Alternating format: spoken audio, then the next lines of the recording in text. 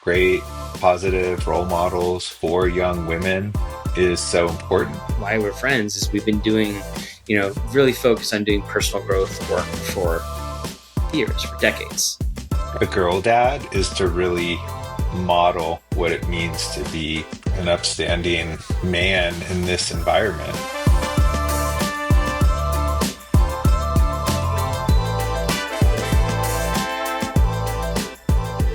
All right. I am here with one of my favorite dads. Aaron, will you please introduce yourself? Sure. My name is Aaron Pava. I live in Bend, Oregon, and I'm a great dad, and I'm here to share some wisdom. Awesome. Awesome. Can't wait. Really happy that you and I are having this conversation. We certainly have done fathering together. We've been raising kids and a lot of dialogue about it. So I'm really happy to just get into it and have a dialogue. Let's just start with just tell me about your kids. So I have two daughters. My oldest is 14. Her name is Jayden. My youngest is Astrid, who's 12. And, they've had a unique childhood in that they were both born in the US, although we moved to Costa Rica when they were 2 and 4, and then moved back just a couple years ago when they were, let's see, about 10 and 12. They're amazing. They're radically different in a lot of ways and similar in some other ways as well. They're both beautiful and fully expressed in who they are. And, I'm just really proud of both of them. And I love being their dad. They are awesome kids. They're so much fun to spend time with. And how close are they in age? Are they like 2 years or They're younger? 2 years, just about 2 years Okay. apart. Um, which I'm also 2 years older than my brother. Mm. Uh, my wife Nikki, she's 2 years older than her youngest sister. She's actually has a much older, or significantly older sister as well. So I think there was some familiarity with both of us having siblings that were 2 years apart, and that we have daughters 2 years apart feels great. That's interesting. Are you noticing any similarities in like your relationship with your brother or Nikki's relationship with her sister, and then like what you're seeing with Jayden and Astrid? Is there similarities because of that age difference? I think 2 years is a great age difference, because in some ways you get to be in school with some overlap in like your elementary or primary school, then a little bit of independence in middle school. Jaden had her first couple years there before her sister joined, or her first year there. And now Jaden's starting high school, without, and have that independence again. So, um, I remember liking that as a child. I remember kind of being a leader and kind of having the school to myself for a bit, but then having some overlap years where my brother was there. Hmm. Um, as far as my experience of like similarities of them growing up, it's really interesting. I don't know if uh, having a brother is different than having a sister. I imagine it's quite a bit different. I actually do have a sister as well who is about 11 years older, and primarily grew up with her mom. So a little bit different. I grew up with my brother all through high school. And uh, there is obviously like the secret languages and code and shortcuts and jokes and familiarity and trust. And then there's also the sibling, ways that you poke at each other and be competitive and get under each other's nerves, know all the hot spots, right? And so that all is familiar as well. I see how they poke at each other. It reminds me a lot of my brother and I Yeah. growing up too. Yeah, given that you primarily grew up with a brother and you're raising daughters, what's it been like raising daughters compared to what you thought it might be? It's funny. The other day, Jaden. said to me, I, I, she came down, they're getting ready for school. She came down first and her hair was done and, she had a particular outfit on. And I made note of it. I was like, "Oh, your hair looks really great." And, maybe the top looks the midriff is, showing a little bit too much or whatever. And she said a comment like, you're such a girl dad. Like, and I was What does like, what do that you, mean? what do you mean by that? And she's Yeah. like, I just can't imagine you, uh, I just what you notice and what you said it actually was funny like sitting with me a little bit.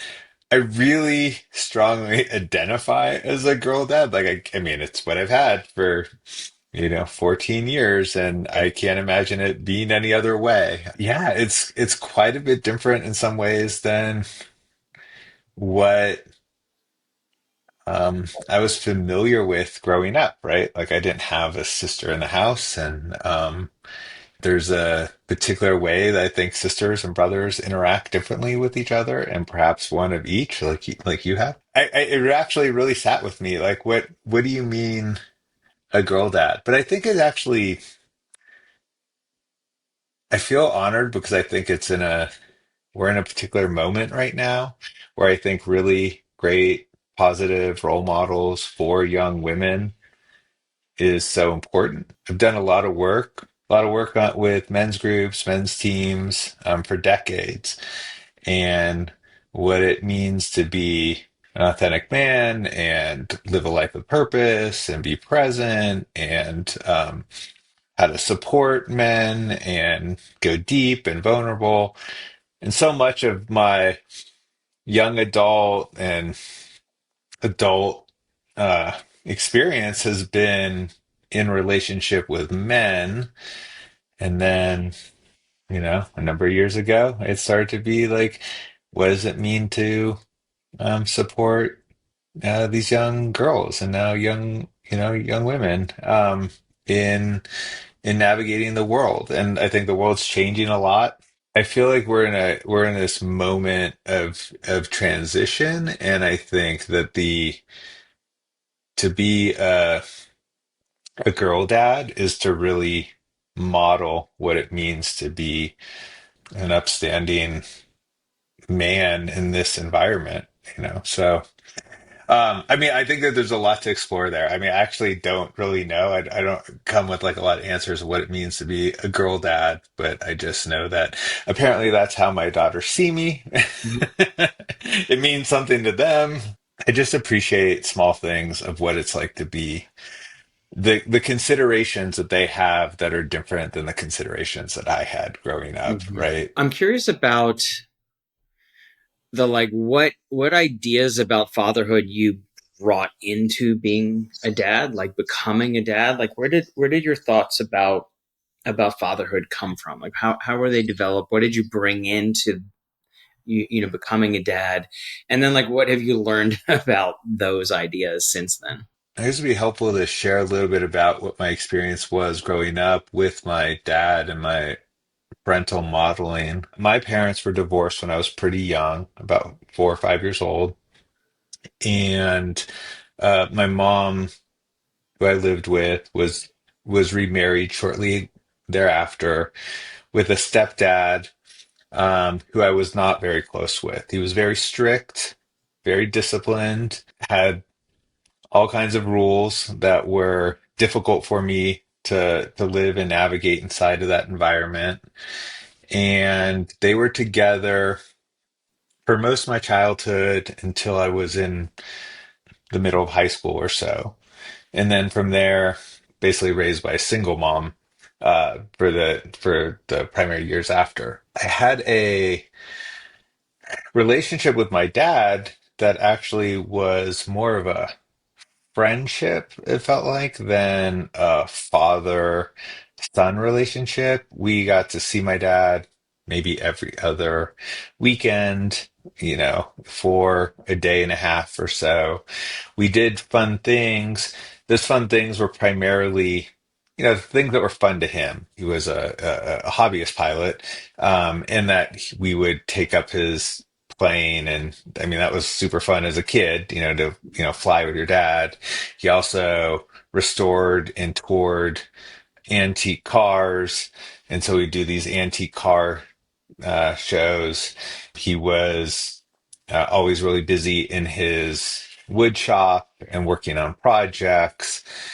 So a lot of my experience of my biological dad was that he was up to the things that he was up to, and we were Yeah. kind of on his ride. And my stepfather was someone who was strict and disciplined and seemed to me at the time upset a lot of the times, and I was often in trouble, and it wasn't someone who I really navigated to. On the other hand, my mom, very loving, very nurturing, very supportive. She was certainly the person that I'd go to if I had any problems or challenges or needed support. So my childhood, I was much more closer to my mom's than the father figures in my life. And I think I evolved more of my feminine qualities, you could say, like kind of the more nurturing, the more emotional, the more outwardly loving, and being able to express my feelings. It was very encouraged. But that was like just with your mom, not with your either of your dads. That what you mean? Right, right. That was a place to go with, like I had that kind of support in that relationship with my mom. So as I became a dad, I mean, that was kind of my history. And when I became a dad, I don't know if I really had much of a sense of like a model of what it would look like. Like this is the role and this is the right way of doing it, because I didn't really like the relationship that I had with my stepdad, who was the primary figure when I was growing up, Right. and the relationship I had with um, my my real dad was that it was more fun and kind of we just did what he did. It was interesting though when Nikki and I announced to the family that she was pregnant. Um, my dad actually gifted us two books on being a dad, which I thought was amazing. I was like, wow, this is so cool. I'm glad that you want to support me in being a dad in that way. It was interesting because one of the things was like, wow, like I realized he didn't have anything like this. There was no books, there was no podcasts or rules or something. And what also became clear to me was that the relationship that he had with his dad was very, very difficult. I don't think he had a lot of resources, right? Like he did not have a lot of resources, and he did his very best in what he knew how to do, but what was actually creating a lot of space and freedom for my brother and I, and later on my sister, to be ourselves and just kind of do our thing without a lot of like where his dad was very strict and religious and orderly, and there was like a particular path. I think my dad ended up rebelling against that. I mean, I saw this, in reflection, but like he kind of took off all the rules and all that restriction. He didn't want to give us that kind of guidance or lanes or strictness. I mean, it did show up a few times. Certainly, I have moments of that, but the uh, for the most part, it was very hands off. And I think that coming into being a dad myself, I really, I certainly didn't want to go back to the strict model, but the fully hands-off model that he modeled, and that, the only other way that I knew, I knew that there was probably a third way, that Hmm. was that was somewhere in between. Right. And when you catch yourself, like, do you catch yourself being a little stricter than you want to be at times? Then you kind of go, oh shit, I'm being like my stepdad, or I'm being a little hands off and I'm being like my dad. You use that as any sort of navigation for the kind of dad you want to be? Yeah, I mean, I think that's exactly right. When things don't go the way that I want them to go, like the way that I think that they should go, when there's a should around something, um, I can be quick to anger or getting upset, and I think that part of me that I didn't like about my stepdad, how quick he was to get to anger, how strongly opinionated he was about the way that things should be. That certainly shows up much louder. Mm-hmm. Um, and I think that there's times where I definitely naturally lean a lot more hands-off approach. Like I think that Yeah. I want to give the girls space. I want them to discover who they are on their own and through relationships and, you know, not not force it too much. So I think I do oscillate between those quite a bit. I think one I'm way more comfortable with and one, the side of myself that gets upset or, Right. reactionary is certainly more automatic behavior that I think that is rooted in some of the, negative aspects of my own upbringing. So you were saying like when you get positional, when you get to a place where it feels like there's a way it should be, you get attached to it, then it doesn't go that way. You'll get angry. Do you have experience of like is that where does that come from? I mean, is it simply like you're just it happened to you and you're passing it on, or is it like a part of you that just that like shows up in that moment? I don't know. I mean, whenever I kind of turn into an asshole and had kind of been angry at my kids, my Tammy would like immediately like you're being your dad right now, and I'd be like Mhm. thanks, exactly what I want to hear right now. But like, does it feel Right. like it's coming through you in that way, or does it feel like it's your own? Like, because I think the reason I'm asking, I guess, is so if it's something that you wanted to work on, like, where is it? Like, how do you work on I think it's a little of both. I've learned from our good friend Jerry, it? that like when a line is crossed or you feel violated, when something's outside the bounds of your own terms, that's the place where you push, right? Like push back. And I think in some aspect that's really healthy, right? Like having boundaries, know what's in bounds, what's out of bounds, what's appropriate behavior, what you're willing to accept and what you're not, and actually kind of press against that, right? Um, I think for me, the what is truly me is like I'm very quick. I have a lot of space up until that line, and then once that line is crossed, like I have very little buffer. Mm, Like I accelerate from like being okay to being very upset in a very short period of time. mm, So, I mean, there's certainly work. I mean, it's all 100% I'm responsible for the work. It's like knowing how far I am from that line or being in that buffer or not being too reactionary when I get, to that line. For my stepdad, I always felt that I was always defaultly in trouble and was about to be punished before I even like entered the room, right? Like I just was like, I'm not doing enough, not good enough. Like something was wrong. I now realize looking back, a lot of that was his own shit and like it had nothing to do with me. But like it could kind of feel oppressive if you feel like you're constantly under this pressure that you're not good enough for, the situation. mhm, And I definitely have that concern sometimes with the girls, like like when I respond in the way that I do, like I know what the impact of that was on me, right? right. And I have that concern that when I react, I get upset, too emotional to what the situation calls for, right? Something like that. Um, I have a concern that like I'm gonna imprint them with the same kind of negative feelings that I had, from my stepdad. Although I certainly don't want to like blame him for that. I mean, it's the I think this goes back to like the modeling. right? It's like, what were the models that we had or I had growing up? In some sense, I had like these two extremes, and I didn't have necessarily the middle way. And I would like to know the middle way. That's what I want. I just don't have a really great example of it. Have you ever asked?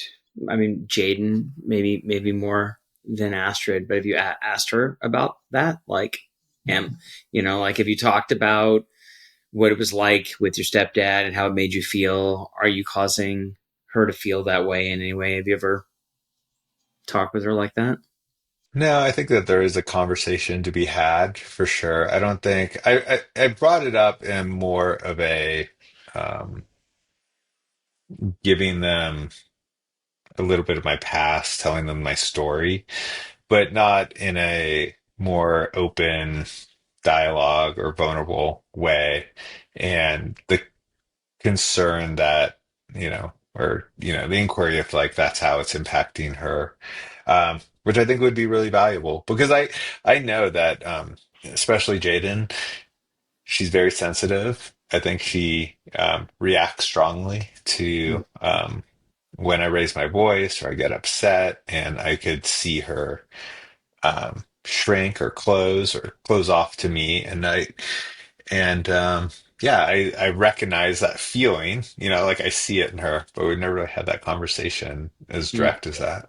Well, it's interesting because we are, we're in the holidays now. It's Rosh Hashanah, and like this period between Rosh Hashanah and Yom Kippur is that time when you want to clean up like whatever it is from the past. And this time last year was the first time it crossed my mind, like, oh, I should check in with my kids about how I was in that area, because I had a very similar experience to with my dad and your stepdad. I mean, I definitely always felt like I was. I guess I got to the point where I was just like always hoping I could figure out a way to not get in trouble, which meant like there was like a like I always felt like there was some sort of a trap, and I hated that, and I still carry that to this day. And so Hmm. I talked to my kids last high holidays about it. Like, have I done that to you? Have I shown that the way? Because I've definitely had my moments where I'm not proud Hmm. of what I've done, and it was a really good conversation actually. It was an acknowledgement of like, yeah, you haven't been perfect. There's definitely been moments, but it's not like, and you might get the same feedback. It's not like you created an environment where they're always worried about it, like, which is a very different experience, I think. So I'd love to hear if you have that conversation, what it brings up. While we're on the topic of times when you like regret like how you showed up as a dad, like do you have like moments of like, ugh, that did not go well, that you hold on to in any sort of way? I mean, there's certainly been moments where I've like, snapped at them, been angry, and later cleaned it up and feel like, oh, I'm a jerk for doing that and getting frustrated with not doing their homework, and I get mad at them. And then, I mean, this shows up more with Astrid, where that she just doesn't want help after that, right? To avoid the situation of a blow up in the first place. I mean, those moments come up, and I think what you said is actually of a breath, right? It's just like it's not the full environment. It's not like sounds like what you grew up with, what I grew up with to a degree, which was like there's always this low level stress or medium level, high level stress in the background that with moments of not being there. Um, I don't think that's how they're experiencing it. I will Mm. say, like, as far as regrets though, I mean, I was thinking recently about this, that one of the things that Nikki and I spent quite a bit of time doing over the years that we were in Costa Rica is that we were living in community, we had bought some land, and we were focused on building this house. And building a house, it was the first time I'd ever done it, or we had done it, and we were doing it in partnership, but it really took up so much of our free time in the evenings, in the weekends, Yeah. um, all that time. Um, and it was like this really I mean, I suppose all periods of kids' life are critical, but they're grade school age. I felt in some ways looking back that we weren't always present, or I wasn't always present with them for the activities or doing fun outings, or encouraging them to do sports or teach them how to play an instrument, or Yeah. those types of things. um and that a lot of our time and focus was really on building this house. And so I've turned that quite a bit, right? Like a little bit of shame, a little bit of regret. I feel like I missed out on some of their childhood, but I do feel it's a double-edged sword. I think in some ways there's positive aspects of it where they got to see their parents take on this really big project together, and we were modeling teamwork, and we were modeling partnership, and we were doing something creative, and we were problem solving. I mean, what we were doing in those nights and weekends, was problem solving and creating something, and figuring out solutions. And they were on the ride with us, right? Like they're witnessing us and they're seeing us build this thing.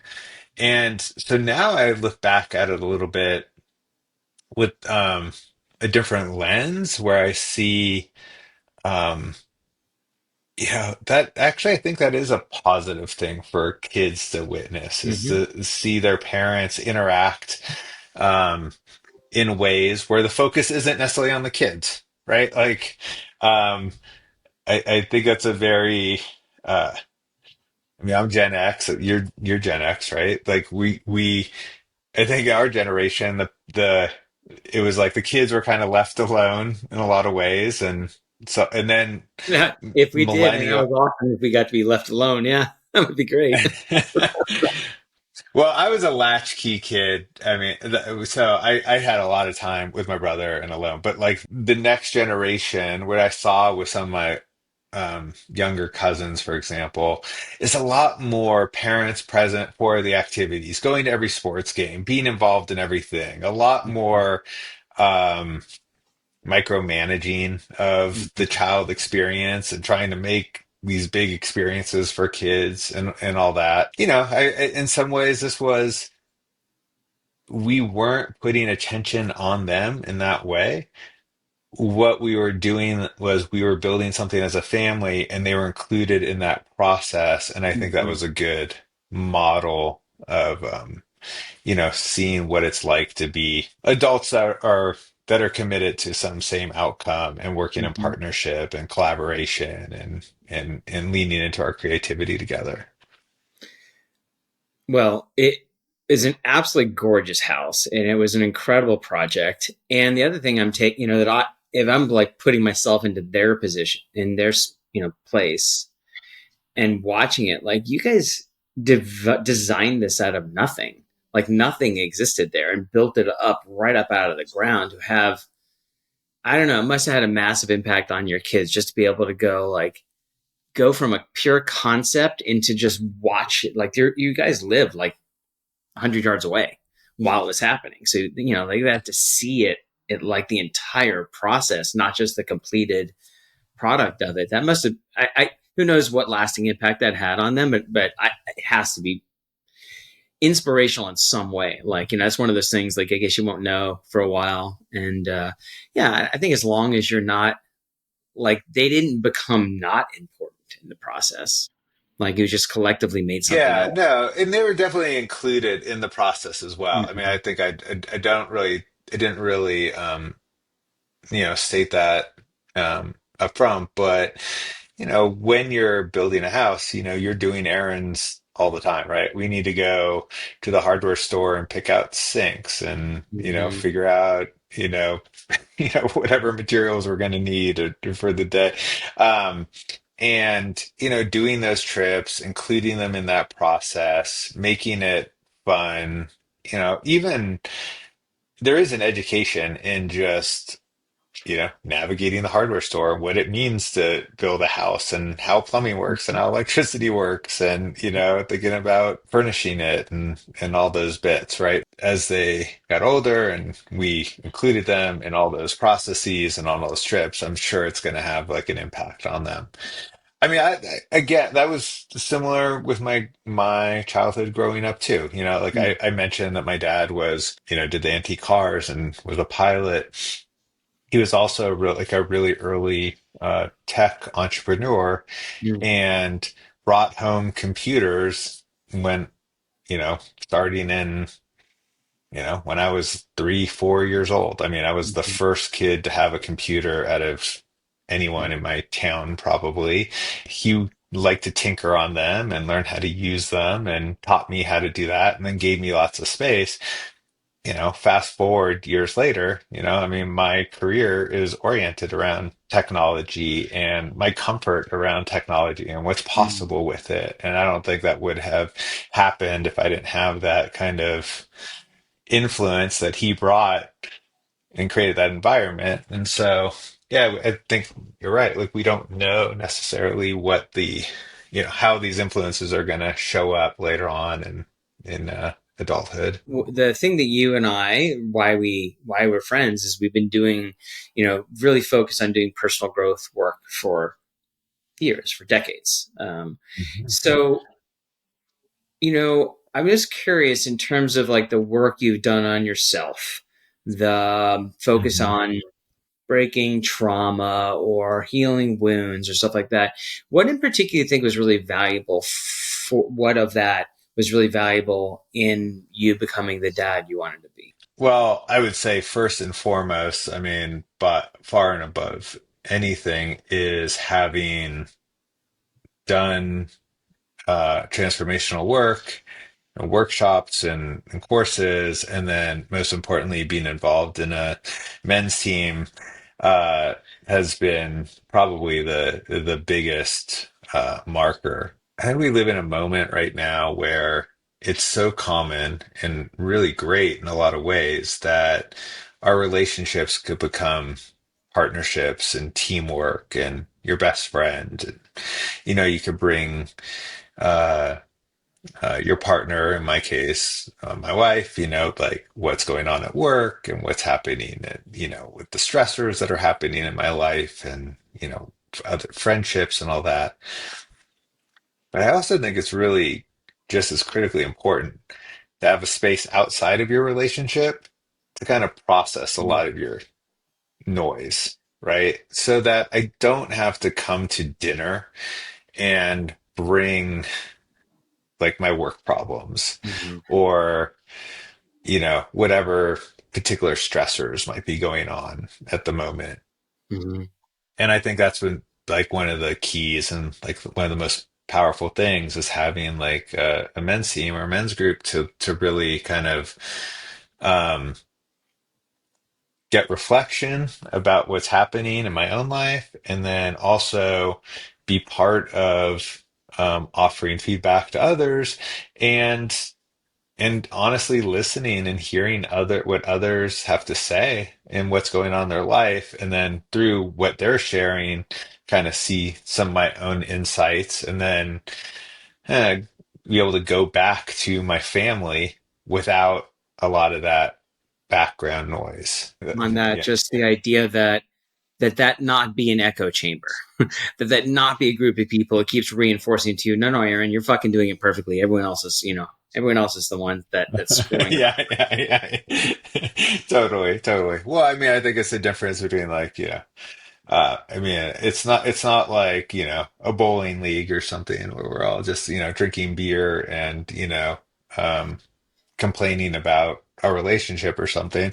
Um, but really kind of doing the deep work and being vulnerable and being honest and being self-reflective and getting trued up and sharpening the sword and getting the reflection of like, hey, this is where you're off and this is where you have a blind spot and this is where you're not living up to your own ideals or your own values or on Mm-hmm. purpose, right? Like all that, like those kinds of things. So I think it is a particular kind of feedback that does help sharpen me and I think is really valuable.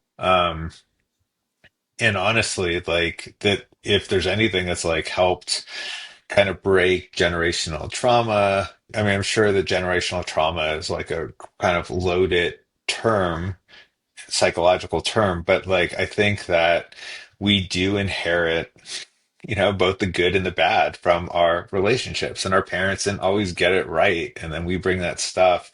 So what I mean is like, how do you break the bad habits and reestablish, better habits and practices? Um, Hmm.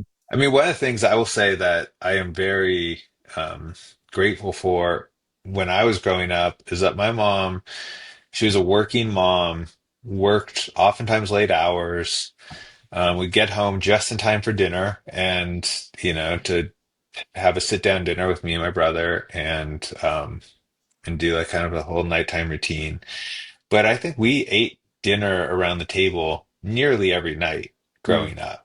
And that's something that is one of those rituals which it's like underappreciated in today's Mm. society. I know that my kids could count on that no matter at the whatever happens at the end of the day, like we're gonna get together and have dinner and sit.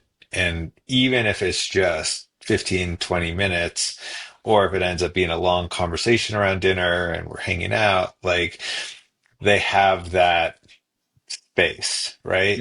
Mhm. If we didn't have that space, if we didn't have that ritual, and it's not like we make it a ritual. I'm just using that term as like a small habit, essentially. Well, I The actually love the the term ritual. Like, there's something about it being a ritual. Like, it's something that we do that we can count on that has some meaning or significance, as opposed to just like we're Mhm. eating. Like, that's not what it's about. Right. I'm grateful that we have it. It's been very important to Nikki. I give all the credit to her to, making sure that it happens and it's consistent. And even when the girls have tutoring or dance or soccer practice or there's always scheduling stuff to work around. But I would say, at least four, if not five times a week and weeknights, we do sit down and have dinner together and the girls could count on that. And I think it's helpful for their biology and their, what they could count on. And there's a place where we can lightly check in on their day and what's happened and beyond just how was school. There's a way too that having all four of us together prompts conversations where the girls might know something about each other and they say something and then it opens up a conversation that Nikki and I weren't aware of. So, um, yeah, Mm. I think it's really important. I imagine that a lot of families that are busy, especially single parent families, but even when you have, these days you have parents that often get home late or work weird hours or, schedules don't align or they just never prioritize this as a habit. And so they don't really have that time to sit down. Um, and I think it's an important part of parenting if you can do it. I think, and maybe for some families it's breakfast, or for some families it's once a week brunch, or something. But for us it's having that the weeknight Mhm. dinners is really Yeah. important for our family. Yeah. I think there's a lot of conversation we could have about ritual and the power of ritual inside of a family and how that works. That is, I think, all the time we have for today. I really All appreciate you having right. time in this conversation. I absolutely loved, and I'm like, I literally want to keep talking for hours. So let's get the next one scheduled. But I really appreciate you. Thank you, Aaron. I love that you're taking on this project. I think it's so cool. It's really got my wheels spinning about what it means to be a parent and a great dad, and the lack of structure around it, like and yeah, grateful to be in the conversation around it. I really want to continue. I think that there's a lot more to get into, and I'm really excited to hear, like what others say too, because I Mhm. think that there's a lot that I could learn. And so yeah, thank you for having these conversations and taking on this Awesome. Well, project. until next time. All Thanks. right, brother. All right, brother. All right, take care. Thanks so much for listening to this episode of the Dad Manual Podcast. If you liked it, please leave us a rating or subscribe to our YouTube channel. And if you really liked it, please share it with a dad you love. I'm looking to grow a community of fathers who are ready to change the world, and I need your help to do that. And if you got questions or topics you want me to explore, email them to me at thedadmanual@gmail.com. I would love to answer your questions on our next episode. Until next time, I'm Tony Cooper, and this is the Dad Manual Podcast.